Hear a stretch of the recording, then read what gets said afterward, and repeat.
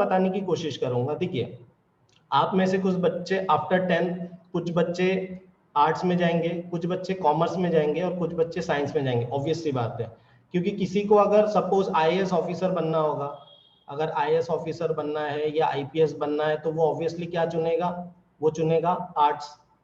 अगर किसी को सीए बनना होगा तो वो क्या चुनेगा, कॉमर्स चुनेगा। अगर किसी को सीए एमबीए ऐसी चीजें करना होगा तो वही। अगर किसी को साइंस, ऑब्वियस सी बात है, मुझे इंग्लिश वगैरह करना है, एक मिनट, हाँ लॉ वगैरह भी होता है, वेरी गुड। तो ये सारी चीजें होती है।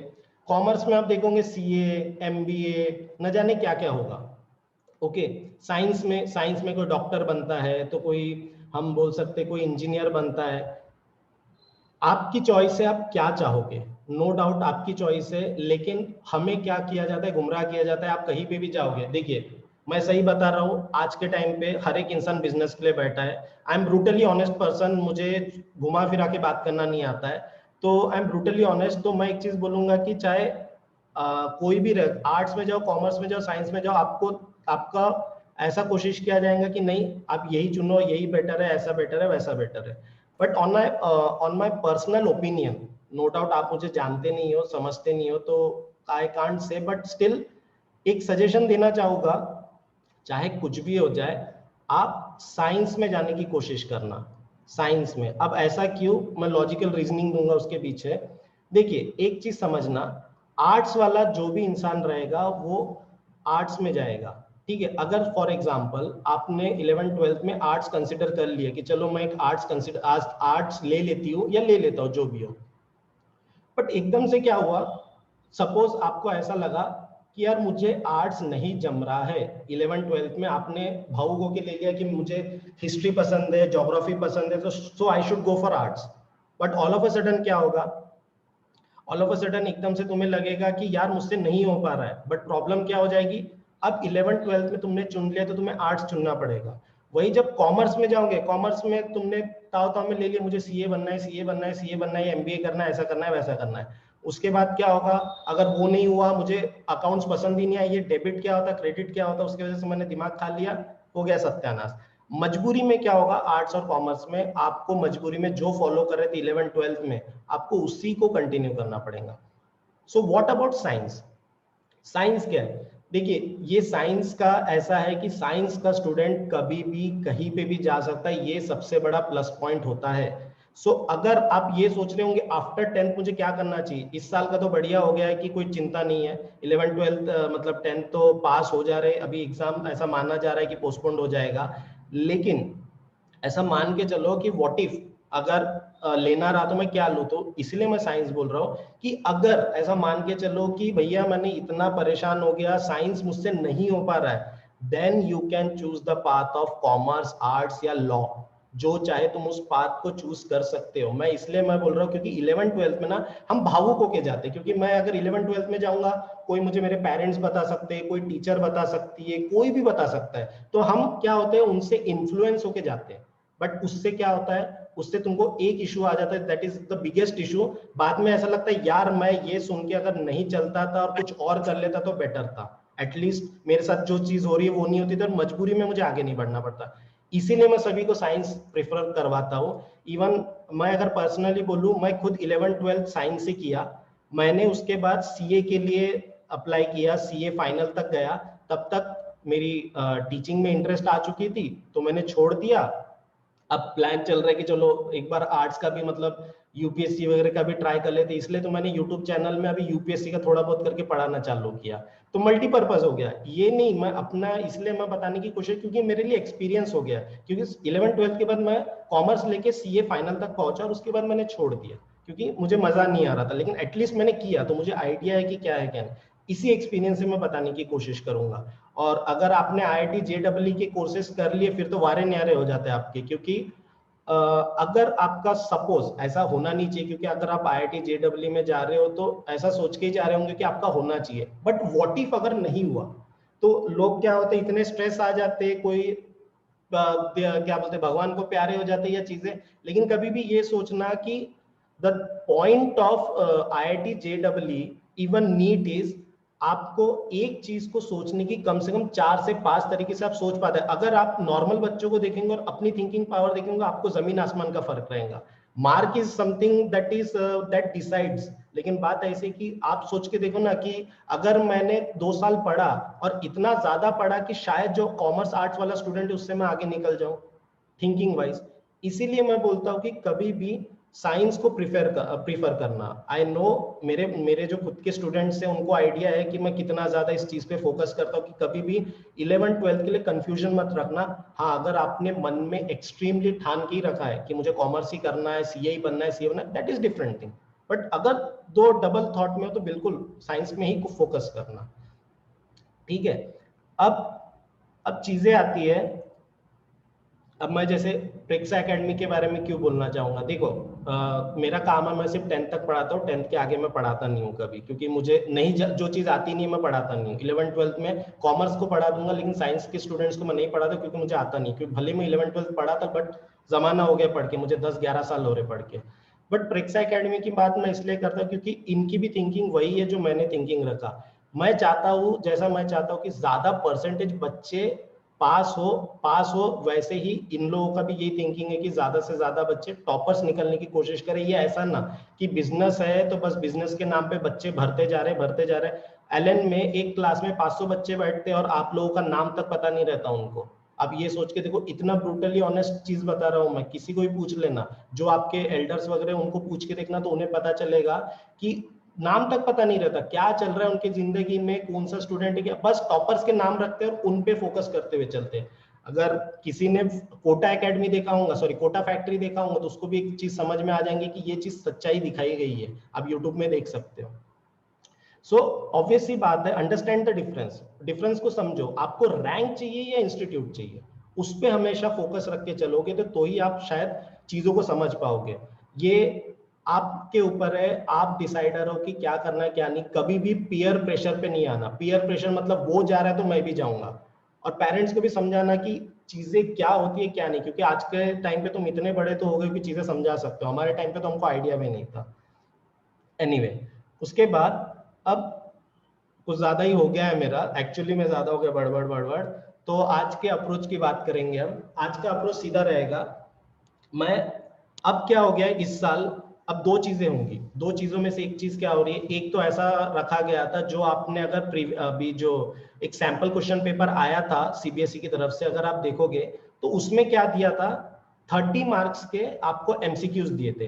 30 मार्क्स के एमसीक्यू पे पूरा डिपेंडेंट था। बट अभी ऐसा प्लान हो रहा है कि शायद से ये आईआईटी जेडब्ल्यू जैसा कुछ कर दे कि एमसीक्यू टाइप क्वेश्चंस रखे और उस पे तुम क्या करो, उस हिसाब से यानी चार में से कोई एक को चुनो और उसको टिक करते हुए आगे बढ़ो। ऐसा कुछ प्लान चल रहा है, इसीलिए मैंने भी उसी अप्रोच को रखा हूं। मैंने कोई थियरी वगैरह बड़ा ये नहीं किया हूं। मेरा मेन फोकस है कि आपको दोनों चीजें बता दूंगा, क्वेश्चंस भी बताने की कोशिश करूंगा और साथ में एक्सप्लेन भी कर दूंगा, ताकि अगर तुमने क्लासेस के टाइम पे ध्यान नहीं दिया होगा या अभी भी बस टाइम पास के लिए ऑनलाइन होंगे तो वो ना करके बस कैसे भी करके ये एक सवा घंटा दे दो, शायद तुमको ऐसा चीज पता चले कि जो शायद पता नहीं थी, पता चल गई तो बहुत अच्छा। तो ये मेरा अप्रोच रहेगा आज का। सो होपफुली आपको समझ में आए चीजें। हाँ, बिल्कुल बिल्कुल बिल्कुल कर दूंगा। वैसे प्रेक्षा नाम से अभी कौन है पता नहीं, जैसे AK-47 करके कोई आया था वैसे ही, बट स्टिल ओके। ठीक है, चलो हम फोकस करते हैं, नेक्स्ट चीज पे चलते हैं, जहां पे सबसे पहले कुछ क्वेश्चन आंसर्स लिए जाए। सबसे पहले मैं हमेशा पीरियोडिक टेबल से चालू करता हूँ। हमारी जो सीबीएसई है वो थोड़ी सी बेवकूफ है। पहले तो पीरियोडिक टेबल पढ़ाना चाहिए, उसके बाद ही मेटल नॉन मेटल्स वगैरह चीजें पढ़ानी चाहिए, क्योंकि आपको अगर पीरियोडिक टेबल ही नहीं पता रहेंगे तो उसमें मेटल नॉन मेटल क्या होता है, आयनाइजेशन क्या होता है, वो क्या होगा। बट स्टिल अब सीबीएसई कुछ कर नहीं सकते। देखिए, तो पहले बेसिक चीजें सभी को पता है कि 118 एलिमेंट्स है। 118 एलिमेंट में से 98 एलिमेंट्स जो है वो नेचुरली पाए जाते हैं और बाकी जितने भी है अराउंड 20 जो है वो आर्टिफिशियल है। उसके बाद अगर मैं डॉबरिनर ट्राइड्स की बात करने जाऊंगा, will you please send, obviously मतलब definitely I will send you, don't worry. मैं उसके बारे में बाद में डिस्कस करेंगे, अभी फोकस कीजिए कि हम जो पढ़ने वाले उस पर फोकस कर लेते, बाद में मैं सब भेज दूंगा, don't worry. How many elements are presently known by human, 118 है। और इवन ये भी है कि ये जो मेरे पास अगर आप इसको भी पढ़ लोगे तो अराउंड केमिस्ट्री का आप 90% तक क्लियर कर दोगे। इसको मैंने इस तरीके से बनवाया हो कि आपके नोट्स इस तरीके से, आज मतलब पूरा दिन भर से बैठा हुआ था आपके लिए स्पेशली बनवाया। तो देखते हैं अभी। अब देखिए डॉबरेनर, मैं हर चीज एक एक चीज तो पढ़ा नहीं पाऊंगा, सॉरी, बट अब डॉबरेनर ट्रायड की बात करते हैं। डॉबरेनर ट्रायड क्या है, कौन से प्रॉपर्टी पे बेस्ड था? तो ऑब्वियसली बात होगा केमिकल प्रॉपर्टी। क्यों? अगर आपने पढ़े होंगे तो आपको याद रहना चाहिए कि जब तक मॉडर्न पीरियोडिक टेबल नहीं आया था तब तक लोगों को पता ही नहीं था कि एटॉमिक नंबर होता क्या है। लोगों को पता ही नहीं था, तो ऑब्वियस सी बात है वो केमिकल प्रॉपर्टीज के भरोसे रहते थे। एटॉमिक मास को कंसीडर करते हुए चलते थे, एटॉमिक वेट को कंसीडर करते हुए चलते थे, क्योंकि उनको एटॉमिक नंबर का आइडिया नहीं था। जब मॉडर्न पीरियोडिक टेबल आया तब जाके लोगों को पता चला अच्छा ये चीजें ऐसे ऐसी होती है करके। फिर एक है कि Newlands Octave law is based on which property? तो प्रॉपर्टी क्या है? Atomic weight. अब जितने भी थे, चाहे वो न्यूलैंड हो, चाहे वो डॉबरेनर हो, इवन मेंडेलीव हो, मेंडेलीव भी कहीं ना कहीं ये सोच के चल रहा था कि मैं इनको कैसे कंसिडर करते हुए चल। अच्छा एक और क्वेश्चन, मेंडेलीव ने किस बेसिस पे ये बनाया था टेबल? मैंने ये क्वेश्चन तो दिया नहीं था बट सडनली मुझे याद आ गया। कोई है जो बता सकता है कि मेंडेलीव ने किस बेसिस पे बनाया था? एटॉमिक वेट था, लेकिन जब उसने पूरा चार्ट बनवाया था तो किस बेसिस पे बनवाया था? Sir, reaction between hydrogen and oxygen. Very good, oxides और हाइड्रोक्साइड, हाइड्राइड्स, क्लोराइड। एग्जैक्टली। तो उस बेसिस पे उसने पूरा का पूरा अपना सेट रेडी किया था। ओके, फिर अब यहाँ पे एक चीज इंटरेस्टिंग थी मेंडेलीव के टाइम पे। मेंडेलीव ने जब प्रॉपर्टीज क्रिएट की थी, not just chemical but physical also. ठीक है, अब उसकी बैकग्राउंड स्टोरी तो नहीं बता सकता, बट अब हमें बस इतना याद रखना है कि जब हम मेंडेलीव की बात करेंगे, मेंडेलीव पीरियोडिक टेबल की, तो physical and chemical properties both. Dobereiner के टाइम पे जस्ट केमिकल, बट मेंडेलीव के टाइम पे physical and chemical both.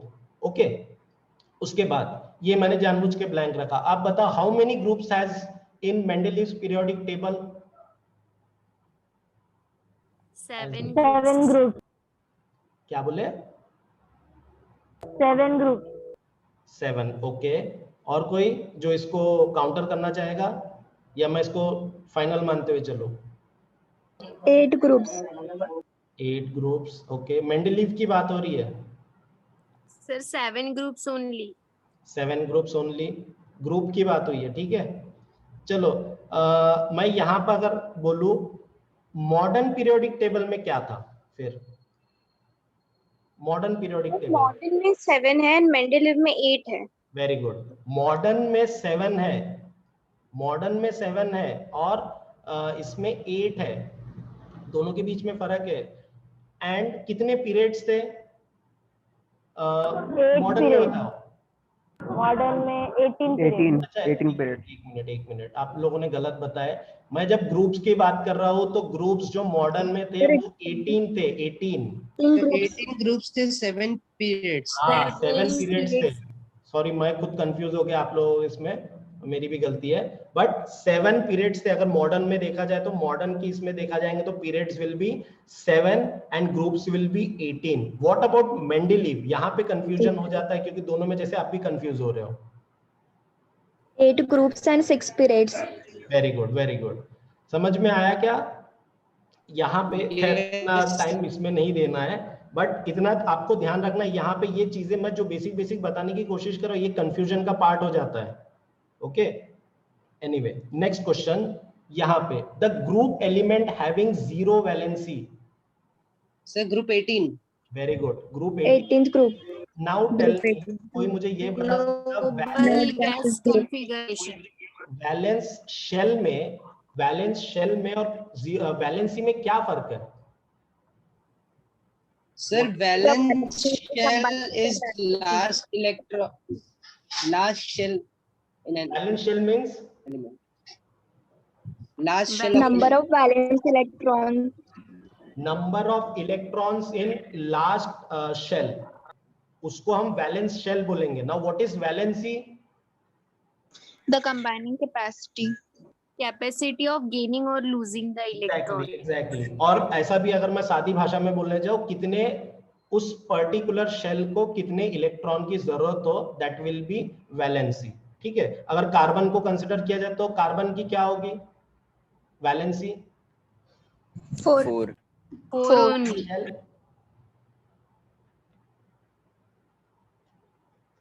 Valence shell कितना होगा फिर? 6. 6 या 2 4? valence cell. 2. 2 या 4? 4. 4.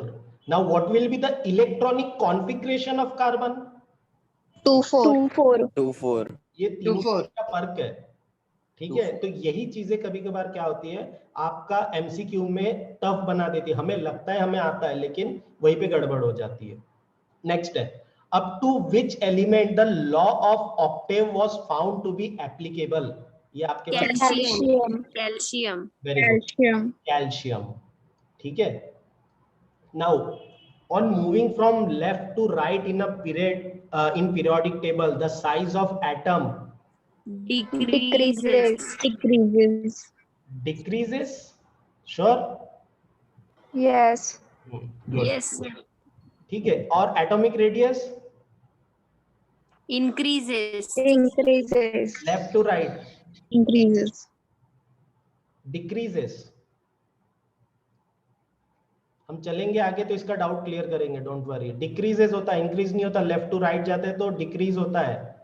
अगर किसी को नहीं समझा होगा तो देखो, एटॉमिक जो, ये ना पेन काम नहीं कर रहा है। एटॉमिक जितना जितना इलेक्ट्रॉन बढ़ेगा एक ही रेडियस के अंदर, एक ही शेल के अंदर जितना इलेक्ट्रॉन बढ़ेगा उतना एटॉमिक रेडियस कम होते हुए जाएगा। इसलिए लेफ्ट से राइट जब जाते हैं तो एटॉमिक रेडियस डिक्रीज होता है। एटॉमिक वेट की बात नहीं की, एटॉमिक रेडियस की बात किया, दोनों अलग अलग चीज है। ठीक है, इसी में पता चलता है हमारा कितना आइडिया है हमें। चलो नेक्स्ट क्वेश्चन, पीरियोडिक टेबल नहीं सॉरी, पीरियड 2 में कितने कौन से शेल होगा पीरियड 2 में?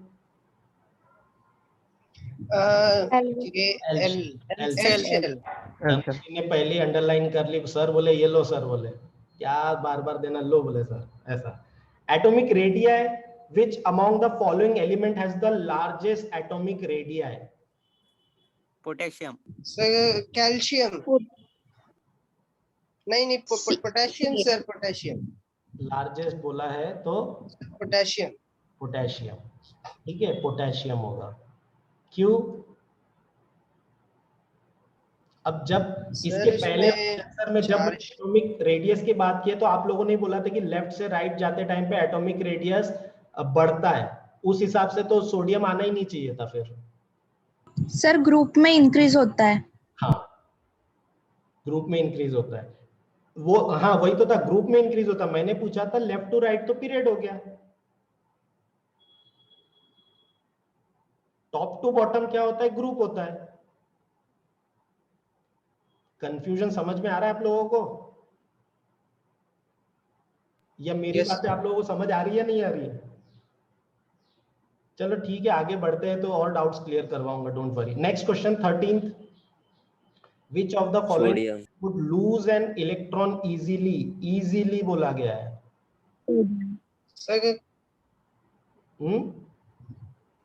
मैग्नीशियम।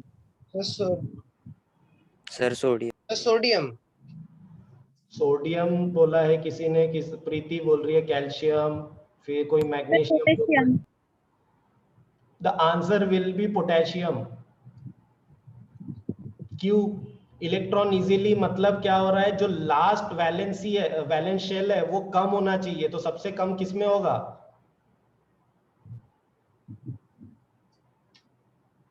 किसमें होगा? सर सोडियम की भी वैलेंसी 1 होती है। देखो यहाँ पे, एक मिनट होल्ड ऑन सर, यहाँ पे आपके लिए सीधा चार्ट ही दे दिया हो। यहाँ पे क्या था, अब किसी ने बोला सोडियम की 1 होती है। अब सोडियम कहाँ है? Sir third period. Sir group 1 second third period. Third period में सोडियम, ठीक है, और यहाँ पे पोटेशियम। ठीक है, अब इसका क्या होगा? इसके शेल्स कितने आएंगे, के एल एम होगा, ये एम शेल में आएगा, और ये पता है ना, ये वाला शेल के होता है, ये एल होता है, ये एम एन ओ बढ़ते हुए जाता है। Yes. तो उसमें तुम देखोगे जितना नीचे जाओगे उतनी उसकी ये कम होते हुए जाएगी।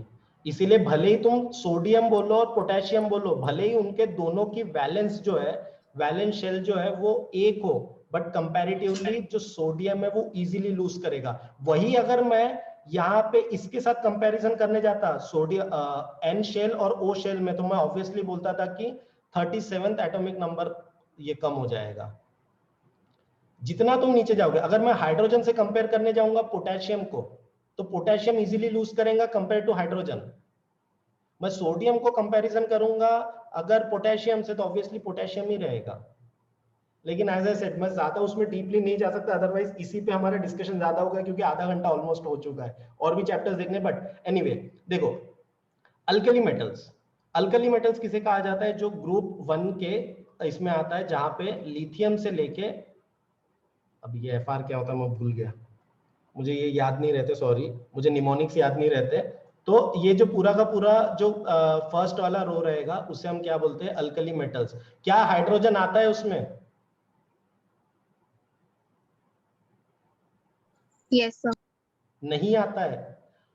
Hydrogen never becomes part of alkali metal.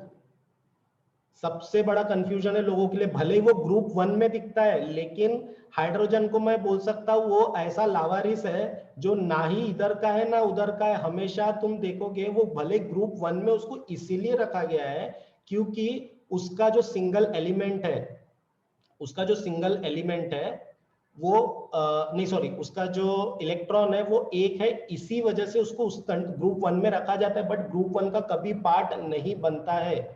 ये चीज प्लीज याद रखना, वेरी इंपॉर्टेंट है, इसको कभी भी कंफ्यूज मत होना। Hydrogen never becomes part of alkali metals. आप यही सोच के देखो, हाइड्रोजन मेटल ही नहीं है तो अल्कली मेटल कैसे बन गया वो? मेरी बात समझ में आ रही है क्या? Yes sir. नेक्स्ट है alkaline earth metal. Alkaline earth metal क्या होगा, सेकंड में आएगा। कोई बता सकता है अल्कली मेटल और अल्कलाइन अर्थ मेटल ऐसे नाम क्यों रखे गए? अगर किसी ने अच्छे से मतलब पढ़ा होगा या आइडिया होगा, अल्कली मेटल्स और अल्कलाइन अर्थ मेटल्स की प्रॉपर्टी क्या है? Alkaline earth metals mostly earth crust में फाउंड होते हैं, इसी वजह से। आवाज ना कम आ रही है एक्चुअली, पता नहीं स्पीकर का क्या इशू, बट ठीक है। मैं अभी तो ऑडिबल नहीं हो आप जो बोल रहे थे, बट स्टिल अभी जो भी बोले होंगे। एनीवे, हैलोजेंस जो है, हैलोजेंस लास्ट वाली जो रो है उसे बोला जाता है। हैलोजन कहां से कहां तक आएगा, किसी को पता है क्या?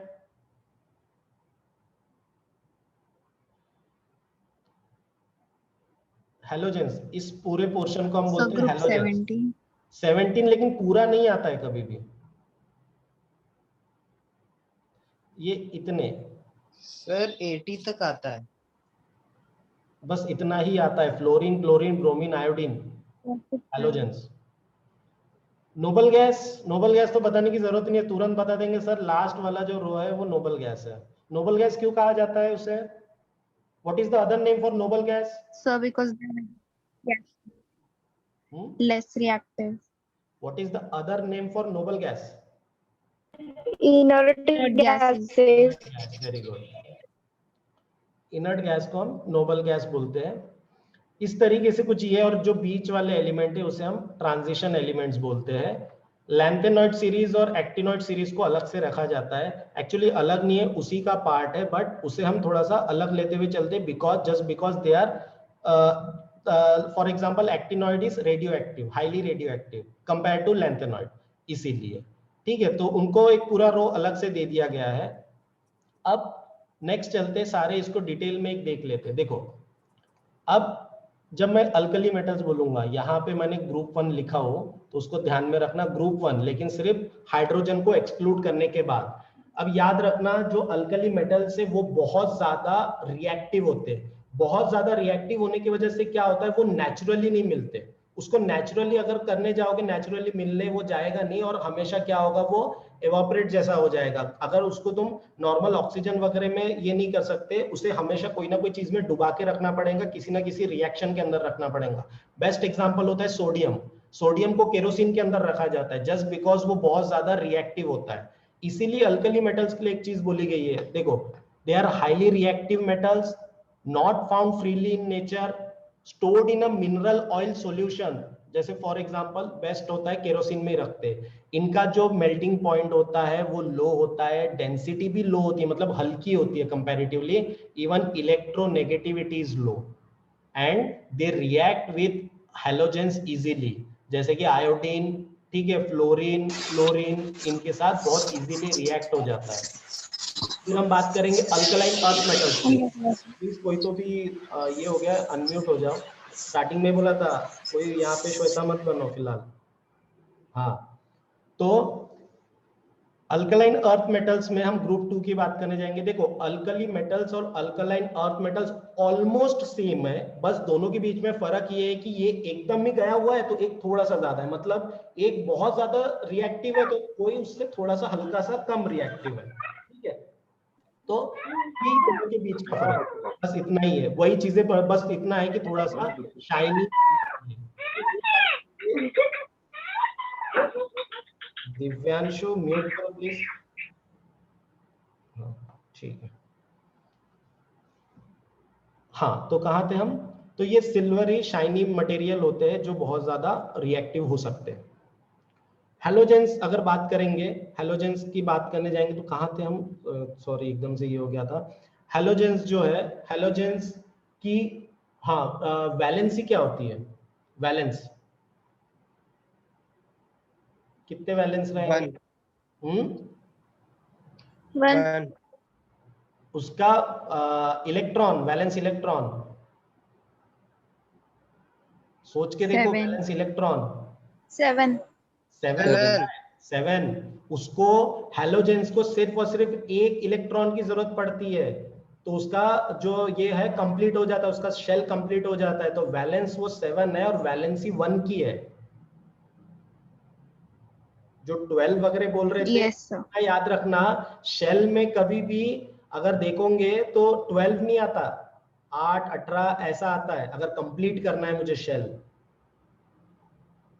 हैलोजेंस नहीं समझ रहा है तो एक देख लो। Yes. अगर तुम इसको क्रिएट करने जाओगे, यहाँ पे देखो ना, फ्लोरीन को अगर करने जाओगे तो क्या होगा? 281। इसे करने जाओगे तो क्या होगा? 2881। ये हो जाएगा 28881। इस तरीके से बढ़ते हुए जाएगा। तो इसलिए उसकी वैलेंस शेल जो रहेंगे वो 7 रहेंगे और वैलेंसी रहेंगी 1 की। मेरी बात समझ में आई या कंफ्यूज हो रहे हो? हाँ सर। सर समझ गए। एक इंपॉर्टेंट चीज इसमें, एक और फैक्ट याद रखना, कभी भी याद रखना, हैलोजन नॉर्मली ठीक है, बट हैलोजन अगर हाइड्रोजन के साथ रिएक्ट कर ले तो एसिडिक बिहेवियर का हो जाता है। They all form acids when combined with hydrogen. अगर उसने एसिड के साथ रिएक्ट कर लिया तो वो क्या हो जाएगा?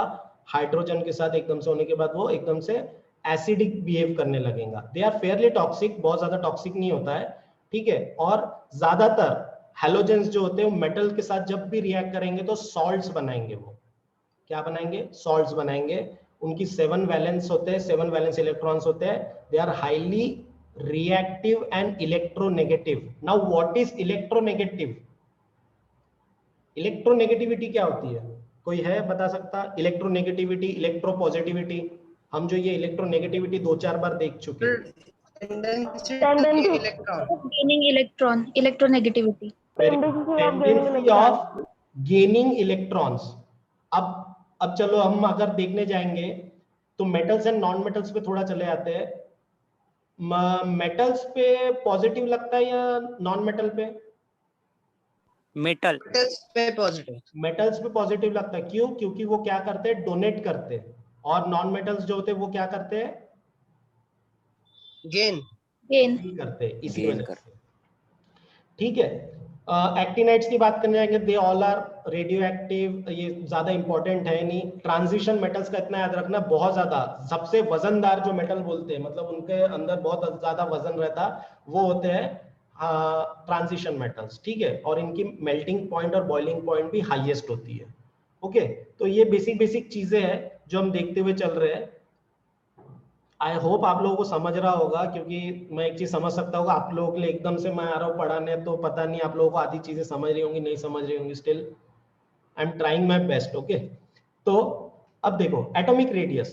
एटॉमिक रेडियस क्या होता है? Distance between an atoms nucleus, nucleus से लेके आउटर इलेक्ट्रॉन शेल। मतलब अगर देखोगे तो तुमको पता होगा बीच में न्यूक्लियस होता है, जहां पे क्या होता है, प्रोटॉन्स और न्यूट्रॉन्स होते हैं, ठीक है। वहां से लेके जो लास्ट फाइनल डिस्टेंस रहेगा वो क्या होगा, उसे हम बोलेंगे एटॉमिक रेडियस। समझ में आ रहा है? जो सेंटर पॉइंट से मैं जो लास्ट शेल तक जाऊंगा उसे मैं क्या बोलूंगा, एटॉमिक रेडियस। यहां तक चीजें समझी? अब Yes, sir. अब लेफ्ट टू राइट चलते। जब मैं लेफ्ट से राइट जाऊंगा, लेफ्ट से अगर राइट जाऊंगा तो क्या होगा, शेल बढ़ेगा, कम होगा, क्या होगा?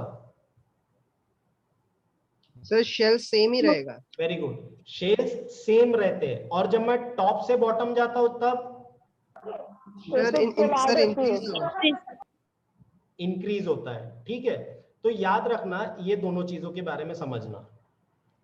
Left to right within a period, this is caused by increase. देखो decreases, atomic radius decreases from left to right within a period. Reason क्या है? The increase in the number of protons and electrons across a period. अगर एक चीज याद रखना, ये filling the blanks में आ सकता है या ट्रू और फॉल्स में आ सकता। The number of electrons, increase in number of electrons is directly proportional, नहीं sorry directly proportional नहीं, increase in क्या बोल रहा था, increase in number of electrons will decrease atomic radius, true or false? मैं क्वेश्चन फिर से रिपीट करता हूं, increase in number of electrons within a period will decrease the atomic radius, true or false? false. True True. True. True होगा। क्यों? मैं फिर बता रहा हूं, ये शॉर्टकट याद रखो, जितना इलेक्ट्रॉन बढ़ेगा उतना एटॉमिक रेडियस कम होगा। चीजों को समझो, जितना विद इन अ पीरियड बोल रहा हूं मैं, ये कंफ्यूज मत होना। पता नहीं पेन क्यों नहीं चल रही यार। चलो एक चीज याद रखना, इस चीज को समझना, जितना इलेक्ट्रॉन्स बढ़ेंगे विद इन अ पीरियड उतना एटॉमिक रेडियस कम होगा। ये बेसिक फंडा याद रखो, ज्यादा लॉजिक में मत जाओ, अपने पास टाइम उतना बचा नहीं है।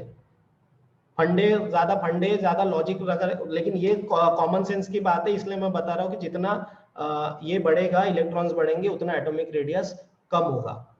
वही जब मैं टॉप टू बॉटम जा रहा हूँ तो क्या हो रहा है, डिक्रीज हो रहा है या इंक्रीज हो रहा है? इंक्रीज। Increase. ये तो बेसिक है, ये तो इतना आइडिया तो आपको समझ में आना चाहिए। क्योंकि इंक्रीज क्यों होगा? क्योंकि शेल्स बढ़ रहे हैं, तो शेल से मेरा डिस्टेंस धीरे धीरे क्या हो रहा है, बढ़ते हुए जा रहा है। तो ऑब्वियस सी बात है एटॉमिक रेडियस क्या होना चाहिए, इंक्रीज होना चाहिए, ठीक है। इलेक्ट्रोनेगेटिविटी अभी थोड़ी देर पहले हमने डिस्कस कर लिया, इलेक्ट्रोनेगेटिविटी और positivity. Attract the shared pair of electrons, और यहाँ पे डोनेट इलेक्ट्रॉन्स। पॉजिटिविटी तब होगी जब डोनेट करोगे, और इलेक्ट्रोनेगेटिविटी तब होगी जब तुम्हारी कैपेसिटी रहेगी उस चीज को एक्सेप्ट करने की। ओके, फिर नेक्स्ट है, हाँ ये सवाल का आंसर दो। Alkali metal group comprises of group 2, group 1, group 3, group 5। Group 1. Group 1. देखो ग्रुप 1। अब मैं एक चीज समझा दे रहा हूँ, ऐसे में कोई भी क्लिक करेगा तो इसको ग्रुप 1 ही बोलेगा कहीं ना कहीं, लेकिन ये क्वेश्चन ही गलत है। क्वेश्चन गलत है क्योंकि मैंने अभी थोड़ी देर पहले समझाया, अल्कली मेटल्स में ग्रुप 1 आता है लेकिन टोटली नहीं आता, क्योंकि हाइड्रोजन एक्सक्लूड करते हुए चलते।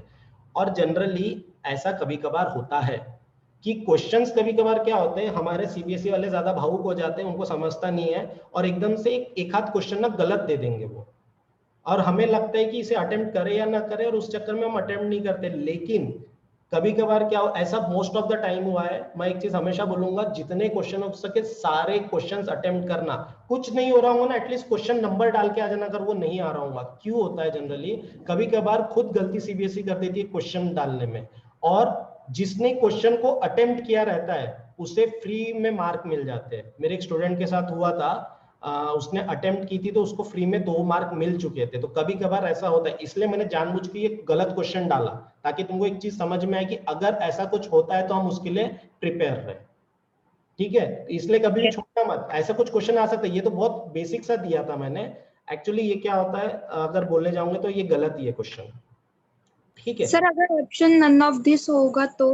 नन ऑफ दिस रहा तो तुम बिल्कुल कंसिडर करना, वेरी गुड क्वेश्चन। अगर नन ऑफ दिस रहा तो ऑब्वियस सी बात है तुम उसको सेलेक्ट करना, क्योंकि वो वहां पे भी तुम कंफ्लिक्ट में डाल सकते। एक चीज रहती है जिसे हम बोलते हैं कंफ्लिक्ट में डालना।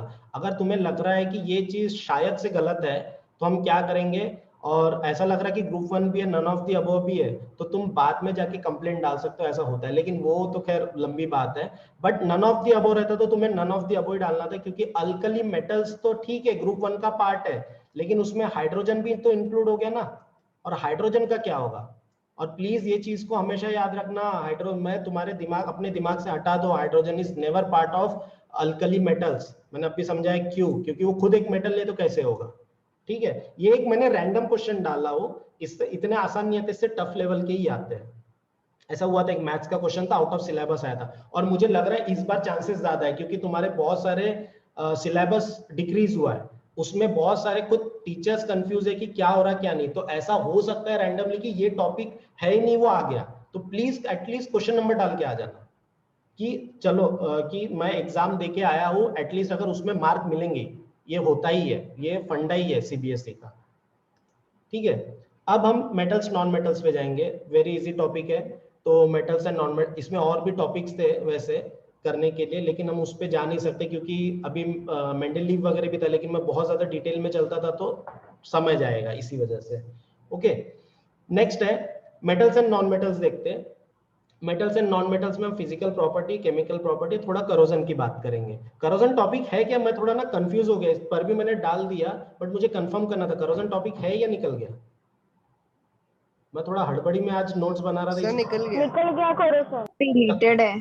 ठीक है, मुझे मालूम है ऑकरेंस ऑफ मेटल्स तो गया था, कोरोजन में मुझे थोड़ा डाउट था, but metals and non metals में है और नहीं। ठीक है कोई बात नहीं, चैप्टर 1 में भी है। चैप्टर, हाँ वही मैं बोल रहा इसीलिए। चलो पहला क्वेश्चन देखो, पहले क्वेश्चन में क्या है, exception to the conduction of heat in non metals are, is या आर। ठीक है, इज या आर। ग्रेफाइट। कोई और है जो आंसर देना चाहेगा? Answer will be graphite, obvious सी बात है ग्रेफाइट ही होगा।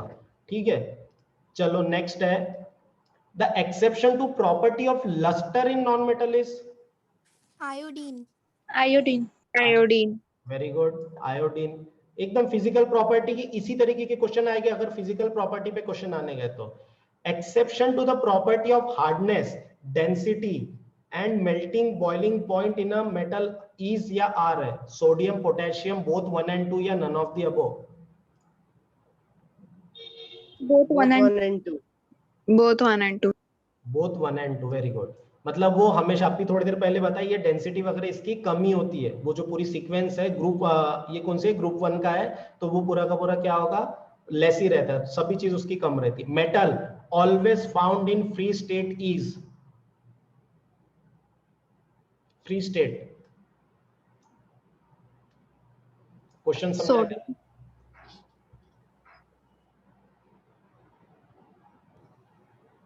सर गोल्ड होगा आंसर। गोल्ड होगा, वेरी गुड, गोल्ड ही होगा, ऑब्वियसली बात है, क्योंकि गोल्ड इकलौती चीज है जो किसी और के साथ नहीं मिलती। जनरली मेटल और के साथ फाइंड होता है, लेकिन गोल्ड इकलौता है जिसके साथ कोई और नहीं रहता, वो प्योर फॉर्म में मिलता है, कहीं पे भी मिलेगा तो प्योर फॉर्म में ही मिलेगा। ठीक है, चलो नेक्स्ट। हाँ, तो नेक्स्ट है, यहाँ पे फिजिकल प्रॉपर्टीज देखेंगे, एकदम इजी है, तो मुझे लगता नहीं हम 8th में पढ़े भी है। मेलेबिलिटी मतलब वो चपटा करना, ठीक है, मेटल्स में मेलेबिलिटी होती है, नॉन मेटल्स में नहीं होती है। डक्टिलिटी मेटल्स में होती है, नॉन मेटल्स में नहीं होती है। ठीक है, कंडक्शन ऑफ हीट किस में होगा किस में नहीं होगा, तो ऑब्वियस सी बात है मेटल में होगा, नॉन मेटल में नहीं होगा। बट कंडक्शन ऑफ हीट में कोई एक्सेप्शन है क्या, अब भी हम पढ़े? Yes, sir. Graphite. हाँ, वेरी गुड। लस्ट्रस कोई चीज बताने लायक है नहीं, चमकदार रहते हैं जनरली और नॉन मेटल्स नहीं होते हैं, ठीक है। हार्डनेस लेवल जो देखोगे वो किस में ज्यादा होगी, मेटल में होंगे, नॉन मेटल में नहीं होती है। जस्ट इन केस सिर्फ एक ही एक्सेप्शन है मेटल नॉन मेटल में, वो that is Diamond. Diamond.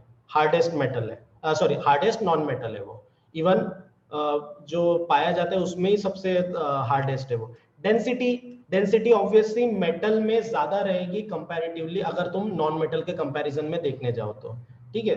Obviously बात है मेटल का वजन ज्यादा रहता है और नॉन मेटल का कम ही रहेगा, ठीक है।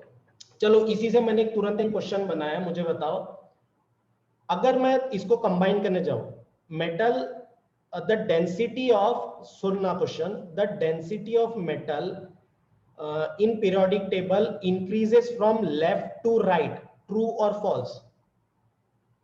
The density of metal in periodic table increases from left to right. False. False. True होगा ना? False. क्यों? अरे कैसे, रुको एक मिनट, कैसे कैसे कैसे सवाल का जवाब दिए? ये देखो ना, लेफ्ट से राइट जा रहे हैं हम, लेफ्ट से राइट जाएंगे। मैंने अभी बताया transition metal one of the highest density वाले रहते हैं, और अभी हमने पढ़ी है सोडियम वगैरह जो है इनकी डेंसिटी कम होती है, पूरी की पूरी रो की डेंसिटी सबसे कम होती है। तो लेफ्ट से मैं राइट जा रहा हूँ तो डेंसिटी इंक्रीज ही होंगी ना, डिक्रीज कैसे होगी? सर नॉन मेटल भी है ना वहाँ पे? मैं मेटल, मैंने इसलिए मैंने सेंटेंस बोला था मेटल्स, मैंने वर्ड यूज किया था, मैंने इसलिए तो 2 बार करके मेटल वर्ड यूज किया ना। ऑब्वियस सी बात है नॉन मेटल भी आ जाता, लेकिन मैं सिर्फ मेटल्स की बात कर रहा था। So then it is true. And it is true, ठीक है। अब सवाल घुमा देता हूं, in a periodic, in a given periodic table in non metals the density decreases from left to right. Non metals में left to right density decrease होती है।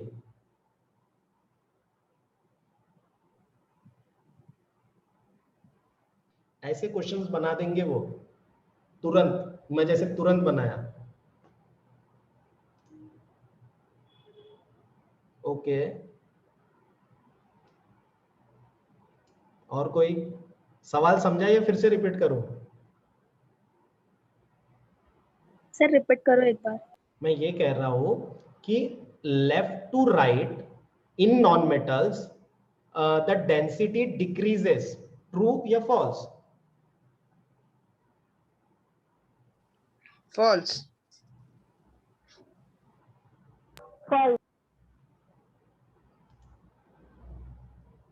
याद रखना एक चीज, यहां पे जो हो रहा है इसका जस्ट अपोजिट यहां पे होगा। अगर ये यहां पे इंक्रीज हो रहा है, अगर ये यहाँ पे इंक्रीज हो रहा है तो ये जब लेफ्ट टू राइट जाएगा डेंसिटी इसमें डिक्रीज होगी, और जब ये लेफ्ट राइट टू लेफ्ट जाएगा तो ये डिक्रीज होगा। सेम यहाँ पे राइट टू लेफ्ट आएगा तो इंक्रीज होगा। ये दोनों के बीच का फर्क है, इसलिए तो बीच में मेटलॉइड्स की ब्रिज बनी हुई है, और जो यहाँ पे लेफ्ट टू राइट होगा उसका उल्टा वहां पे होगा। तो जो जो फॉल्स बोल रहे थे, इट इज ट्रू, डिक्रीज होगा लेफ्ट से राइट जाएंगे तो।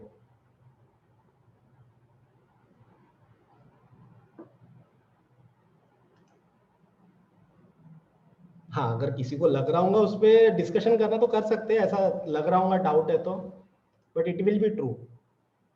Yes, sir. ठीक है,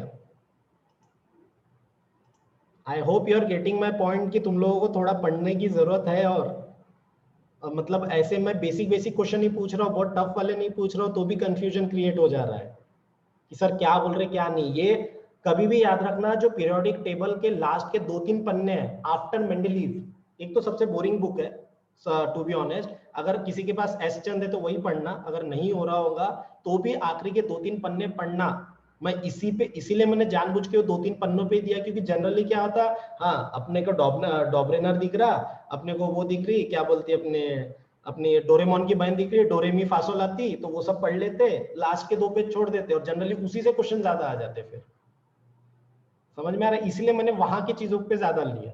मैं अगर पूछता था कि बताओ कि कौन से 3 कौन से थे, इका एल्यूमिनियम का क्या था, इका जर्मेनियम का, तुम बता देते थे शायद, लेकिन लास्ट के 2-3 इस पे बहुत कम लोग ध्यान देते, क्योंकि कंफ्यूजिंग रहता, कहाँ इंक्रीज हो रहा, कहाँ डिक्रीज हो रहा, क्या दिमाग कर रहे, जान दो छोड़ो बोलते, और उसी से ज्यादा क्वेश्चन आ जाते हैं अगर फिलिंग द ब्लैंक्स या एमसीक्यू टाइप अगर क्वेश्चन देने गए तो। एनीवे हाँ, तो यहाँ पे मैंने बताया density, melting and boiling point भी क्या रहेगा, मेटल्स में ज्यादा रहेगा और नॉन मेटल्स में कम रहेगा। ठीक है, यहाँ पे भी अगर क्वेश्चन देखने जाएंगे मेल्टिंग एंड बॉइलिंग पॉइंट, तो लेफ्ट से राइट अगर जाओगे मेटल्स में, सिर्फ लेफ्ट से राइट मेटल्स में, तो इंक्रीज होगा, क्योंकि ट्रांजिशन मेटल्स कहाँ होते हैं, राइट साइड में होते हैं, तो ऑब्वियस सी बात है ट्रांजिशन मेटल्स की सबसे ज्यादा highest melting and boiling point होता है, तो इसलिए लेफ्ट से राइट अगर मेटल्स में जाओगे तो क्या होगा, इंक्रीज होगा, डिक्रीज नहीं होगा। ठीक है, स्टेट एट रूम टेम्परेचर बात करने जाओगे तो हमेशा रूम टेम्परेचर पे जनरली जो मेटल्स रहेंगे वो सॉलिड में रहेंगे, एक एक्सेप्शन के साथ। कौन सा एक्सेप्शन है, मर्क्यूरी। सिंपलेस्ट मतलब एकदम मर्क्यूरी है। ठीक है, और जो नॉन मेटल्स रहते हैं वो सॉलिड में भी मिलते, लिक्विड में भी मिलते और गैस में भी मिलते हैं। और सोनोरस टंग वाला आवाज जो आता है वो सिर्फ मेटल में आता है और किसी में आता नहीं है।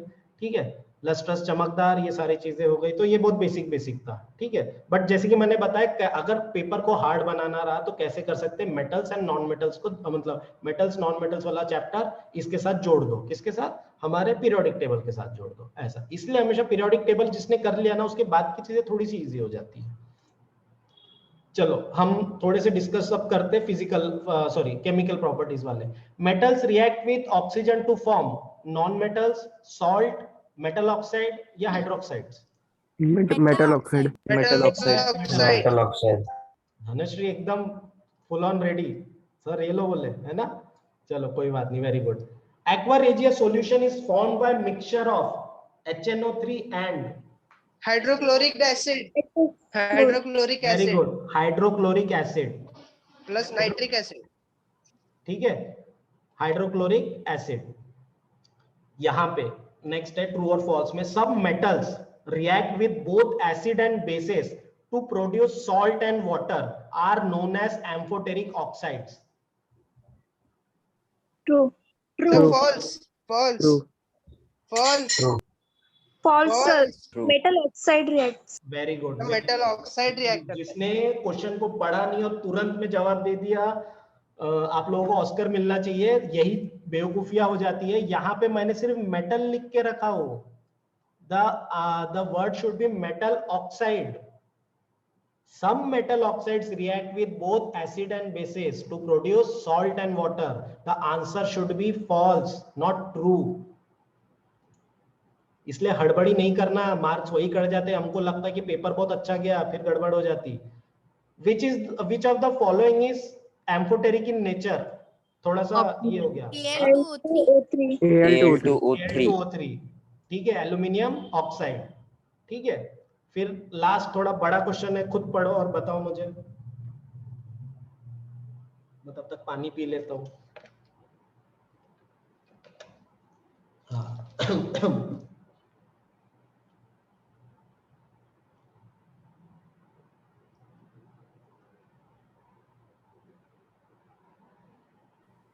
सर आंसर बोलू?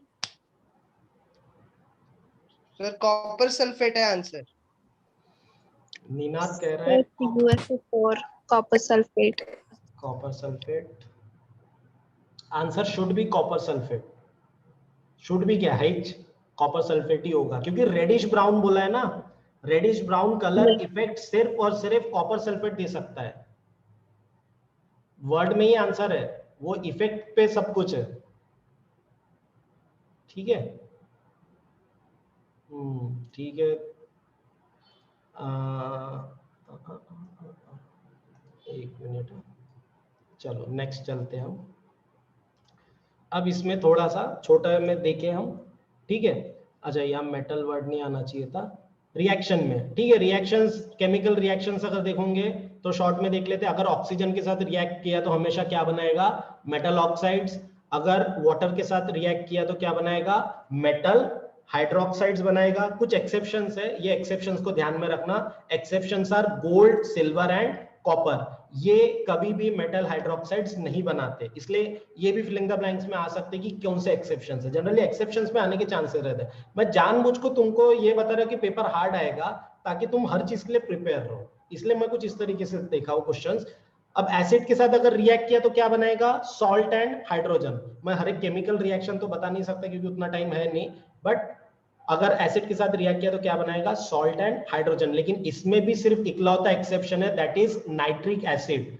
क्यों नाइट्रिक एसिड है, नाइट्रिक, एक चीज याद रखना, अगर तुमको ऐसा क्वेश्चन आ भी सकता है, ये भी देख लो थोड़ा सा। अगर नाइट्रिक एसिड के साथ नाइट्रिक एसिड रिएक्ट करेगा, ऑक्सीडाइजिंग एजेंट है। क्या बोले Neena, Sir, strong nitric acid oxidising agent. Very good. Nitric acid act as an oxidising agent. Oxidising agent होने की वजह से सॉल्ट एंड हाइड्रोजन नहीं बनाएगा, वो सॉल्ट एंड क्या बनाएगा, मैं कुछ इतना भी वाटर। वेरी गुड बोल दिया मम्मा, ठीक है। क्योंकि हाँ हमेशा मुझे मिलता है। नीना कई बात कर रहे हो क्या, मुझे लगा यहाँ जवाब दे रहे हो। और लास्ट में आते हैं आयोनिक कंपाउंड्स। नॉन मेटल्स क्या होते हैं, जनरली आयोनिक कंपाउंड्स बनाते हैं किसके साथ, मेटल्स के साथ रिएक्ट किए तो। बेस्ट एग्जांपल है, एक ही एग्जांपल जो आजीवन चला सकते हैं हम मेटल्स और नॉन मेटल्स का, Na+Cl। जब Na+Cl जोड़ोगे तो क्या बनाएगा, NaCl। एकदम एवरग्रीन एग्जांपल है मेटल्स एंड नॉन मेटल्स के बाद अगर रिएक्शन करना रहा तो, ठीक है। ये केमिकल, इसमें किसी को डाउट है, ये तो रट्टू पोपट वाला काम है। बस इतना है कि कभी कभार अगर इक्वेशंस आ गए तो हमें पता चलना चाहिए किसमें क्या है और क्या नहीं, ठीक है। उसके बाद है कुछ चीजें रटना पड़ जाता है। हाँ, एम्फोटेरिक, ये जो हमने डिस्कस किए थे कि सम मेटल ऑक्साइड्स, ठीक है, some metal oxides react with both acid and base to produce salt and water are known as amphoteric oxides, ठीक है। Mixture of nitric acid and hydrochloric acid in the proportion of 1:3 is known as aqua regia solution। ये aqua regia solution generally कहाँ use होता है,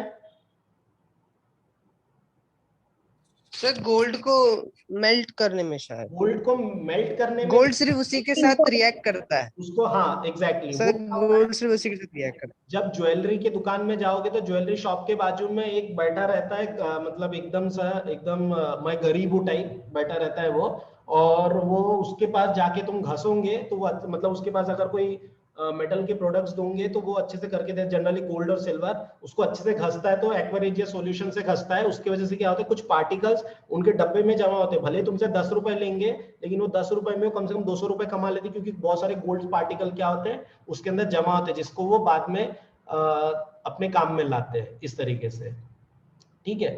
फिर some metals combine with some non metals to form a ionic compound। कुछ ही है, सारे के सारे नहीं करते, याद रखना। सम मेटल्स, सारे मेटल्स नहीं होते, ठीक है।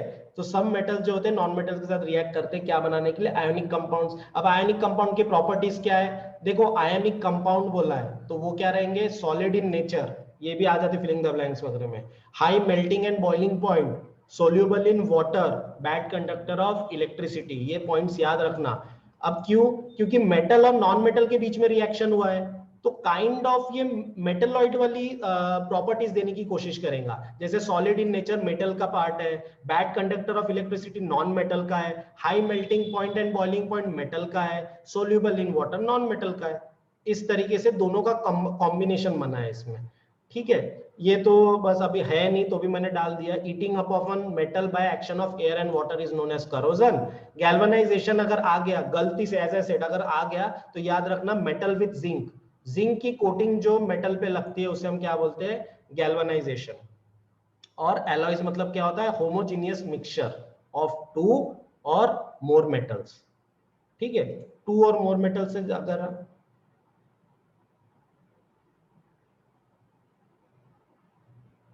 अच्छा नहीं देखेंगे, हो जाएगा शायद आज के आज ही। फिर नेक्स्ट है, यहाँ पे कोई डाउट है, वैसे कुछ है नहीं, बेसिक चीजें। कार्बन, देखो मैंने कार्बन के जानबूझ के क्वेश्चंस नहीं बनाए क्योंकि one of the most important chapter है।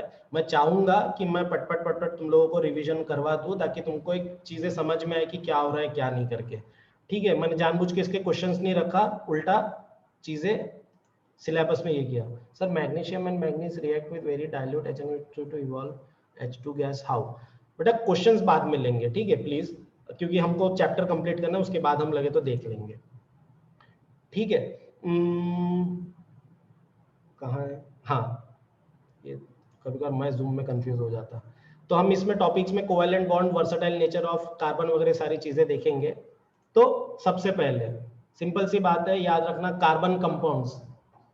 देखो अगर तुम देखने जाओगे इसकी वैलेंसी कहने को तो 4 है, ठीक है, और इसका जो क्या बोल सकते हैं वैलेंस शेल भी है 4 है, बट स्टिल क्या होता है कंपैरेटिवली अगर तुम देखोगे दुनिया में जितने भी बाकी और भी तो है जिसका वैलेंसी 4 का होगा, स्टिल कार्बन ही क्यों इतना कार्बन कंपाउंड्स बनाता है दुनिया में? अगर तुम देखने जाओगे सबसे ज्यादा, तुम आसपास कहीं पे भी देखने जाओगे सबसे ज्यादा कंपाउंड्स किसके नजर आएंगे? Carbon compounds. और रिसेंट एक स्टडी के हिसाब से अराउंड 3 मिलियन मतलब 30 लाख जो कंपाउंड्स है ऑल ओवर द वर्ल्ड वो इसके बने, कार्बन के बने। दैट इज अराउंड 99% जो कंपाउंड्स है वो कार्बन के बने हुए, चाहे वो कोई किसी के साथ भी मिल जाए। कार्बन ऐसा है कि किसी के साथ भी पैचअप कर लेता है वो, ठीक है।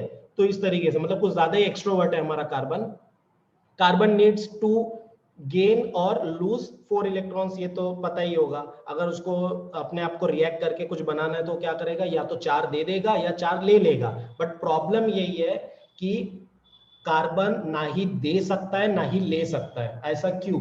सिंपल सी एक चीज याद रखना, कार्बन की उतनी ताकत ही नहीं है कि वो किसी को 4 दे दे या किसी से ले ले। बाकी सारे कंपाउंड्स करवा सकते लेकिन ये नहीं कर सकता। कार्बन इसलिए नहीं कर सकता, अगर वो किसी को कार्बन किसी को देने गया, चारों के चारों एक साथ, शेयरिंग की बात नहीं कर रहा, ले मेरी तरफ से 4 ले ले, या किसी से 4 लेने गया, तो वो खुद खत्म हो जाएगा।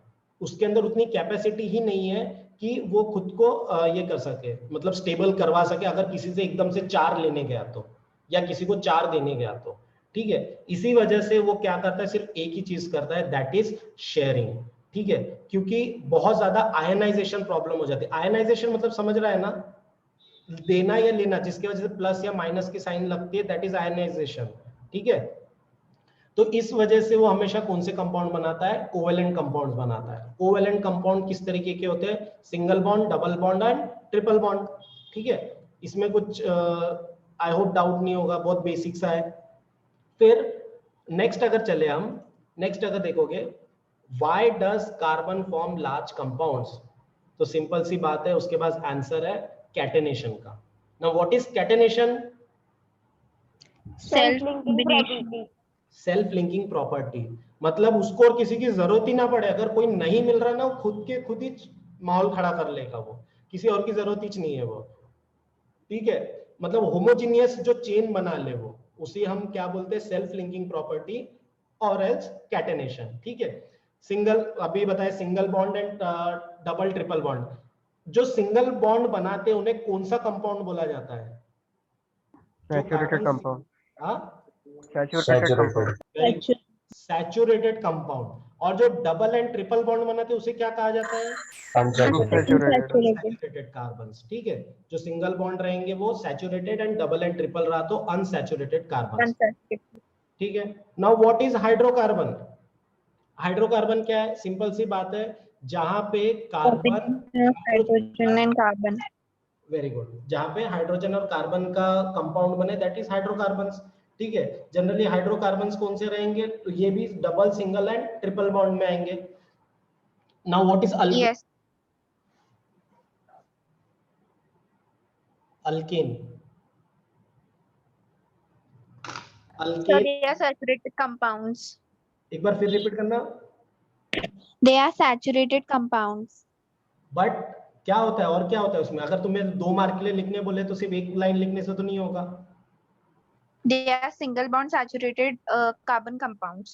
ओके, एग्जांपल तो बहुत है वैसे। Methane, ethane, propane, Very good. butane. बस बस बस बस, मैं आपकी भावनाएं समझ गया, कोई चिंता नहीं है। अरे बुरा मत मानना, मैं ऐसे ही थोड़ा सा पढ़ाता हूँ, ठीक है। हाँ, यहाँ पे देखो, यहाँ पे तुम देखोगे अल्केन्स, अल्कीन्स और अल्काइंस, इस तरीके से हम देखेंगे। तो ये प्रीफिक्स रहते हैं। IUPAC, अगर ये क्वेश्चन आ जाए what is the full form of IUPAC, कोई लिख के मत आना सर UPSC, ऐसा नहीं, IUPAC बोल रहा हूँ, कोई पेज वेज पलटाते मत बैठना, ऐसी बताओ। International Union of Pure and Applied Chemistry. I was expecting. अच्छा ठीक है, इंटरनेशनल यूनियन ऑफ, बताओ। Pure and Applied Chemistry. Pure and applied chemistry, ठीक है, प्योर एंड अप्लाइड केमिस्ट्री, ये याद रखना, ये भी आ जाता एक एक मार्क के लिए। तो कोई इंटरनेशनल की जगह इंडियन डाल दे तो ले डाल दिए, सर देशभक्त मैं बोल के डाल दे सर इंडियन, इंटरनेशनल वगैरह नहीं चाहिए, खुद का इंडियन का चाहिए, ऐसा नहीं करना, ठीक है। अल्केन्स, अल्केन्स, अल्कीन्स और अल्काइंस, ये जो नामकरण किया है, नामकरण, बच्चों का नामकरण करने का काम किसने किया है? IUPAC ने किया है। जहां पे तुम्हें पता है कि 1 कार्बन रहा तो मेथ, 2 कार्बन रहा तो एथ, प्रोप, ब्यूट, पेंट, हेक्स, सेप्ट, उसके बाद ऑक्ट, फिर नॉन, और लास्ट में 10 का क्या होता है? डेक। हाँ ठीक है, तो यहां तक चलता है, मतलब पहले 10 तो याद ही रखना, ठीक है। तो ये कुछ चीजें, ये तो बताने लायक है नहीं, बस इतना याद रखना। मीथेन में अल्केन जो आता है इसलिए ANE यूज होता है, इसमें ENE यूज होता है और इसमें YNE यूज होता है, ठीक है। अगर हम तीनों में बात करने जाएंगे तो डबल बॉन्ड कौन बनाएगा? अल्कीन्स बनाएगा। ट्रिपल बॉन्ड कौन बनाएगा? अल्काइंस बनाएगा। और अल्केन्स क्या बनाएगा? Single compound. मुझे अगर इसमें ही क्वेश्चन अगर पूछ लिया जाए कि इसमें से अनसैचुरेटेड कार्बन्स कौन से है, the answer will B alkenes and alkynes. बहुत सारे क्वेश्चन बन गए ये कि, ठीक है। अब मेरा सवाल है व्हाट इज, अच्छा एक काम करो नेक्स्ट पेज पे चलते हैं ना, what is isomerism? Different structure, same atomic number. Very good. Different structure same atomic number, मतलब कैसा होगा? अगर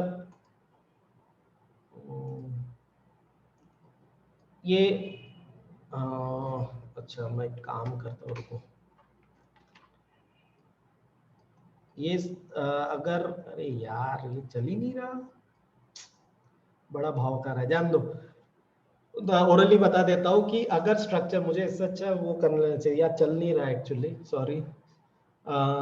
तो कैसा है आइसोमरिज्म? मतलब ऐसा होता है कि स्ट्रक्चर बदल लेगा, स्ट्रक्चर बदल जाएगा, बट क्या होगा, जो फॉर्मूला रहेगा वो सेम रहेगा, दैट इज आइसोमरिज्म, ठीक है। आइसोमर्स बोला जाता है जहां पे कभी कभार एक सिंगल चेन बनती है तो कभी कभार ब्रांच मेथड में बनता है, तो दैट इज आइसोमरिज्म। मैंने वो जगह इसलिए छोड़ा था एटलीस्ट बता सको। Now what is homologous series?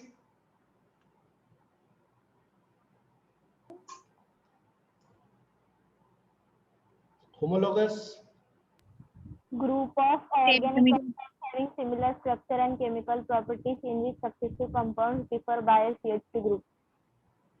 जो भी धनुश्री ने बोला, मुझे आवाज नहीं आई लेकिन मुझे लगा उसने इतना देर बोली है, मतलब सही बोली होंगी। एक ऐसी कंटिन्यूअस चेन जहां पे तुमको जो एलिमेंट एड अप होते हुए जा रहा है वो सेम हो। मैं अगर सादी भाषा में बोलूं, डेफिनेशंस वगैरह के हिसाब से नहीं बोलूं, अगर सिंपल भाषा में बोलूं, CH2 CH2 CH2 CH2 continue series जो बन जाए, that will B part of homologous series, और वो सिर्फ CH2 ही होता है। ये भी आ सकता फिलिंग द ब्लैंक्स में, तो CH2 याद रखना, CH3 नहीं, CH4 नहीं, CH2 की जो कंटिन्यूअस सीरीज बनेंगी दैट इज होमोलोगस सीरीज। होमो मतलब ही होता है सेम, होमो मतलब ही होता है सेम, तो सेम मतलब CH2 का कंटिन्यूअस स्ट्रक्चर, ठीक है। फिर नेक्स्ट है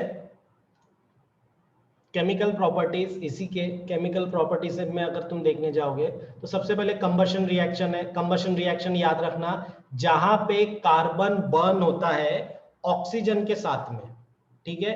burning of carbon and is compound in presence of oxygen, ठीक है।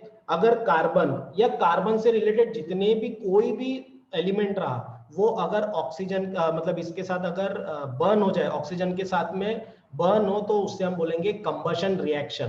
कंबशन का मीनिंग ही होता है आग लगना। अगर तुम सादी भाषा में बोल रहे रिएक्शन वगैरह छोड़ दो, कंबशन मतलब ही होता है आग लगना। और कंबशन कब लगेगा? जब तक ऑक्सीजन मिलेगा नहीं तब तक आग लगेगी कैसे? तुम इस तरीके से भी इस चीज को याद रख सकते हैं अगर तुमको इजीएस्ट वे में याद रखना है तो, ठीक है। अब saturated hydrocarbons and unsaturated hydrocarbons में देखेंगे तो अनसैचुरेटेड हाइड्रोकार्बन्स क्या होते हैं, ये क्लीन फ्लेम निकालते हैं, और अनसैचुरेटेड सूटी फ्लेम, दोनों के बीच का डिफरेंस बताओ कोई, या एग्जांपल दे दो। Complete combustion, main combustion. The saturated hydrocarbons burn in air with blue flame, very good, and the unsaturated hydrocarbon burns in air with a yellow flame. Exactly. मतलब अब जैसा इसको मैं अगर एकदम सिंपल भाषा में अगर किसी को अभी भी नहीं समझाऊंगा तो अगर समझाना रहा, अगर तुम देखो कभी भी जा रहे हो खेत वेत में खाना ही बनाने और कुछ नहीं, खाना वगैरह बना रहे हो, आग वगैरह लगा रहे हो, तो तुम देखोगे बर्तन के नीचे काला पड़ जाता है, ठीक है, अगर तुम लकड़ी वकड़ी लेके जाओगे। वही घर के बर्तनों में कभी भी तुमको ब्लैक कालापन नहीं दिखता है, या फिर तुम्हारे गाड़ियों से तुमको देखेंगे काला धुआं निकल रहा है, लेकिन वही अगर कोई सीएनजी की गाड़ियां चल रही तो उसमें से काला धुआं नहीं निकलता। क्यों नहीं निकलता है? क्योंकि एक में है सैचुरेटेड हाइड्रोकार्बन और एक में अनसैचुरेटेड हाइड्रोकार्बन। जहां पे अगर मैं सैचुरेटेड हाइड्रोकार्बन की अगर मैं बात करने जाऊंगा ना, तो इसका मतलब समझ जाना, सिंपल सी बात है, वहां पे क्लीन फ्लेम निकलेगा तुम्हारे घर के अंदर, तुम्हारे घर पे जो रहे। इसका मतलब क्या होता है, जो सैचुरेटेड हाइड्रोकार्बन है उसको अगर कंबशन करो, उसमें अगर आग लगाओ, तो पूरे के पूरे कार्बन पार्टिकल्स पूरी तरीके से जल जाएंगे।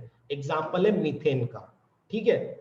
वही अनसैचुरेटेड हाइड्रोकार्बन्स को अगर देखोगे, हाँ, अनसैचुरेटेड हाइड्रोकार्बन देखोगे तो उसमें कुछ ना कुछ कार्बन पार्टिकल्स रह जाते हैं। इसीलिए तो आजकल देखा जा रहा है कि जितना हो सके सैचुरेटेड हाइड्रोकार्बन को ज्यादा यूज किया जाए और अनसैचुरेटेड हाइड्रोकार्बन को कम यूज किया जाए। लेकिन अनसैचुरेटेड हाइड्रोकार्बन को अगर कम यूज करने लगे तो केटीएम ड्यूक वाले लोग पागल हो जाएंगे, टेंशन में आ जाएंगे कि चलेंगी कैसे उनकी गाड़ी। इसीलिए सॉरी, अगर किसी के पास केटीएम ड्यूक वगैरह होंगे तो फीलिंग मत ले लेना, बोलेंगे सर ऐसा कैसा बोल दिए, ऐसा थोड़ा, ठीक है। तो उनकी फटफटिया जरूरी है, तो वो सारे के लिए, इसलिए पोल्यूशन कम होने के लिए सूटी फ्लेम, सूटी मतलब काला फ्लेम, ठीक है, काला धुआं निकलता है, उसको सूटी फ्लेम बोलते हैं।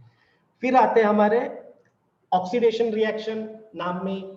अब याद रखना, ऑक्सीडेशन रिएक्शन मतलब एडिशन ऑफ ऑक्सीजन और रिमूवल, ठीक है, और रिमूवल मतलब ऑक्सीजन का एडिशन भी हो सकता है या रिमूवल ऑफ हाइड्रोजन भी हो जाए, उसे हम क्या बोलेंगे, ऑक्सीडेशन रिएक्शन, ठीक है। बेसिक चीजें हैं, मैं कोई इक्वेशन वगैरह देते नहीं बैठा हूं क्योंकि उसका समय भी लगता है, नहीं तो और कॉम्प्लिकेट हो जाएगा। फिर नेक्स्ट है एडिशन रिएक्शन। एडिशन रिएक्शन मतलब क्या होता है, सिंपल सी बात है, जब अनसैचुरेटेड कार्बन्स क्या करते हैं, किसके साथ रिएक्ट करेंगे, Saturated hydrocarbons. हाँ, टू फॉर्म, नहीं, कुछ ऐसे एलिमेंट्स के साथ रिएक्ट करे ताकि वो अनसैचुरेटेड सैचुरेटेड कार्बन हाइड्रोकार्बन बन सके। देखो इसमें कंफ्यूज मत होना, अनसैचुरेटेड को हम सैचुरेटेड बना रहे हैं, अनसैचुरेटेड को सैचुरेटेड के साथ कनेक्शन नहीं कर रहे। मैं अल्कीन और अल्काइन को अल्केन बनाने की कोशिश कर रहा हूं, that will be addition reaction. Yes, sir. समझ में आ रहा? अल्कीन और अल्काइन का एडिशन नहीं हो रहा, अल्कीन और अल्काइन को अल्केन बनाने की कोशिश कर रहा, दैट इज एडिशन रिएक्शन, ठीक है। Yes, sir. लास्ट में है substitution reaction, reaction in which one or more hydrogen atoms of a hydrocarbon are replaced by another element, मतलब हाइड्रोजन की जगह कुछ और आ जाए। बेस्ट एग्जांपल है फंक्शनल ग्रुप। तुमको इस साल तो फंक्शनल ग्रुप है नहीं, लेकिन तुम देखोगे, फॉर एग्जांपल मैं लेता हूं अल्कोहल। अल्कोहल अगर लेने जाओ, अल्कोहल मतलब एकदम सर ये मत मान लेना सर बोले ब्लेंडर स्प्राइट वगैरह लाओ, ऐसा वगैरह नहीं। तो CH4, जैसे ये CH4 है, तो CH4 में से मैं क्या बोलूंगा, एक हाइड्रोजन को निकाल दिया, एक या एक से ज्यादा हाइड्रोजन को निकाल दूं और उसके जगह मैं कोई एक और एलिमेंट ऐड कर दूं, शायद ऑक्सीजन हो या फिर क्लोरीन वगैरह हो। जैसे क्लोरीन वगैरह ऐड हो जाता है, क्लोरीन ब्रोमीन वगैरह ऐड हो जाता है, तो उसको हम बोलते हैं अल्डिहाइड ग्रुप। नहीं, कौन सा ग्रुप, एक होता है कीटोन नहीं, मैं भूल गया। हेलो शिट, हेलो क्या बोल रहे हो, मैं भूल गया। क्लोरीन ब्रोमीन और आयोडीन ऐड होता है उसमें। Hello group. अच्छा, हाँ। तो वो उसमें एक होता है अल्डिहाइड होता है, एक होता है अल्कोहल ग्रुप, एक होता है फिर कीटोन ग्रुप। तो ये सारे अलग अलग ग्रुप होते हैं, दैट इज फंक्शनल ग्रुप्स, ठीक है। खैर उसमें तुम्हारे टॉपिक में है नहीं, लेकिन मैं खुद भूल गया, ये मेरे लिए शॉकिंग हो गया, वो नाम भूल गया। तो मैं तो याद रखना, अब क्या है ना, जान दो सर, तो ये केमिकल प्रॉपर्टीज हो गई। लास्ट में मैं बस कार्बन चैप्टर हमारा खत्म हो गया है, इसमें और कुछ है नहीं बताने के लिए, बस बाकी सब रिएक्शंस है। मैं बस लास्ट में यही एक टाइप्स ऑफ रिएक्शन बता दे रहा हूँ शॉर्ट में। एक है composition reaction, decomposition reaction, displacement और डबल डिस्प्लेसमेंट। ठीक है, मैं ये कौन से चैप्टर में हमारा केमिकल इक्वेशंस रिएक्शंस। तो मैं इसको सीधा बोलता हूँ, वैसे कोई बहुत हार्ड चीज है नहीं, मैं इसको सीधा बोलता हूँ शादी करना। ठीक है, इसको बोलता हूँ डिवोर्स करना। ठीक है, इसको बोलते किसी को निकाल के दूसरा घुस जाना, और यहाँ पे एक्सचेंज ऑफर करना। सीधी सीधी बात। अगर दो एलिमेंट आके अटैच हो जाए, जैसे ए और बी क्या हो रहे हैं, एक साथ मिला के ए बी बनाने की कोशिश करें, इन शॉर्ट शादी जैसा कुछ कर रहे, तो that will B composition reaction. Decomposition reaction में क्या होगा, दोनों के बीच में तुम दोनों को अलग करने की कोशिश कर रहे, काइंड ऑफ डिवोर्स करने की कोशिश कर रहे, that is decomposition reaction. Displacement reaction में क्या होगा, अरे बेचारे पति पत्नी साथ में थे, कोई आया अपना दबंग आके उसको निकाल के खुद उसकी जगह पे आके बैठ गया, तो उसको मैं बोलूंगा डिस्प्लेसमेंट रिएक्शन। ठीक है, और डबल डिस्प्लेसमेंट में क्या होगा, तू अपना हम दोनों एक्सचेंज ऑफर जैसा कर लेते, तो उसको हम बोलेंगे डबल डिस्प्लेसमेंट रिएक्शन। मैं यहाँ बना के बता सकता था, लेकिन यार पेन काम नहीं कर रहा, लेकिन आई होप समझ में आया होगा, या ऊपर से गया? नहीं सर, समझ गया। समझ गया। ऐसी चीजें पहले समझती है। ठीक है, तो इस तरीके से चीजें थी। हो गया आज के लिए, बहुत ज्यादा हो गया है, मतलब एक साथ में जितना हो सके मैं बताने की कोशिश किया हूँ। अभी तो 7:20 हो गए, बहुत सारे लड़के बोल रहे होंगे कि सर आईपीएल वगैरह का टाइम हो रहा, थोड़ा जल्दी जल्दी करो। तो ठीक है, इतना काफी है। मैं होप तुम लोगों को समझ में आया होगा। समझ में आया है या बहुत ऐसा लगा बहुत कंफ्यूज हो गए हम? सर समझ में आया। इंटरेस्टिंग था क्वेश्चन। क्या बोले? इंटरेस्टिंग। अच्छा, इंटरेस्टिंग था। ठीक है, आई होप अगर बस इतना ही काफी है, इतना तुम लोगों को समझ में आ गया तो मेरे को लगेगा कि मैंने अच्छा ही पढ़ाया हूँ, मैं इतना सेल्फ सेटिस्फाई हो जाऊंगा। ठीक है, तो देखो अब आईपीएल वगैरह देखो या किसको क्या करना है। और अगर देखो, अगर कभी किसी को डाउट रहता है तो तुम सर से कांटेक्ट कर सकते हो, या फिर रुको एक मिनट, मैं अपना सिर्फ नंबर तो नहीं दूंगा, नंबर जनरली मैं शेयर नहीं करता हूँ। अगर किसी को कोई डाउट रहा, अगर पर्सनली अगर किसी को कुछ करना रहा या डाउट रहा, तो एक काम कर सकते हैं, तुम मुझे मेल कर देना, मैं उसका डाउट क्लियर कर दूंगा। कभी भी मुझे कर सकते हो, ऐसा कोई इशू नहीं है। @gmail.com। अगर किसी को कोई डाउट आए या चीजें रहे या एनी टाइम, मैं एक चीज रहा है मेरे स्टूडेंट्स के साथ में, मैं बहुत बेशरम रहा हूँ, क्योंकि उनके हिसाब से ही पढ़ाता हूँ, मुझे मेरे अंदर उतना ईगो नहीं है और चीजें है नहीं, ऑनेस्ट हूँ और चीजें ऐसी हमारी। तो अगर किसी को कुछ लगा तो मुझे डाउट पूछो या ऐसा मेल करके, या सबसे बेस्ट है आप सर को बोल सकते हैं, आप लोगों के पास सर का कॉन्टेक्ट नंबर है, अगर लगा तो मैं कुछ करवा सकता हूँ, या कोई डाउट वगैरह रहा, इंपॉर्टेंट क्वेश्चन, इसका मैं पीडीएफ जो है मैं सर को दे दूंगा, सर को फॉरवर्ड कर दूंगा। जिसको पीडीएफ की जरूरत है उसमें से देख लेना। पीडीएफ सफिशिएंट था ना, बहुत सारी चीजें मैंने बताने की कोशिश की, लेकिन कुछ चीजें कुछ सेल्फ स्टडी भी कर लेना। ठीक है, कुछ चीजें क्या करना ही पड़ेगा। होपफुली अब देखो, अगर एग्जाम हो गई तो अच्छी बात है। कुछ बच्चे इस उम्मीद में कि सर एग्जाम ना ही हो, बट आई वुड से कि एग्जाम होनी चाहिए। उसका 2 सिंपल रीजन है। पहला रीजन है, जिसने सही में मेहनत किया होगा ना, जिसने मेहनत किया होगा वो बिल्कुल नहीं चाहेगा कि एग्जाम चल बहुत बिल्कुल नहीं चाहेगा कि एग्जाम पोस्टपोन हो, क्योंकि उससे क्या होगा, उसकी पढ़ाई वेस्ट हो जाएंगी सबसे। और सेकंड चीज, तुम सबके जैसे हो जाओगे ना, सब मतलब सभी पास हो गए तो फिर तुम में एक 90% और एक 10% वाले, सॉरी 10% तो किसी को आते नहीं है, इतने बुरे दिन भी नहीं रहे बच्चों के, लेकिन फिर 10% वाले दोनों में फर्क नहीं पड़ेगा। हाँ, अभी बहुत सारी एंट्रेंस एग्जाम बाकी है। हाँ, और वैसे भी हमने तो बस नॉलेज गेन की है ना, और नॉलेज गेन करना कभी वेस्ट नहीं होता है। हाँ बिल्कुल नहीं होता है, मैंने कब बोला होता है। बट ऐसे बहुत सारे बच्चे हैं जो साल भर से सही में उन्होंने मेहनत की है। हाँ आई नो, अगर कोई ऐसा बोलने जाए कि सर हमारे सेफ्टी कंसर्न्स है, मैं उसके लिए मना नहीं करूंगा, मैं ये बोलूंगा सेफ्टी कंसर्न्स को रखते हुए, ऐसा नहीं कि 20-25 कोरोना पेशेंट के बीच में जाके बैठ के एग्जाम दे रहे, मैं ये भी नहीं कहूंगा। But it's my personal opinion, सबका अपना ओपिनियन हो सकता है, मैं उसके लिए मना नहीं करूंगा। बट ऐसा है कि सभी ने नॉलेज गेन नहीं किए, कुछ लोग ऐसे हैं कि प्रे कर रहे हैं जिन्होंने सही में साल भर नहीं पढ़े होंगे। मैं ऐसा नहीं बोल रहा, कोई ऐसे भी हो सकते हैं जो पढ़ के है और चाह रहे कि एग्जाम इसलिए कैंसिल हो क्योंकि सेफ्टी कंसर्न है, लेकिन कुछ ऐसे भी होंगे ना खाली पीली जो साल भर इधर से उधर धिंगाने किए होंगे, साल भर पबजी का ये हुआ तो COD वगैरह जो भी खेले होंगे, खेल खोल के टाइम पास किया, अब चाह रहे कि एग्जाम पोस्टपोन हो जाए, तो उनके वैसे लोगों को तो पास नहीं होना चाहिए ना। I don't think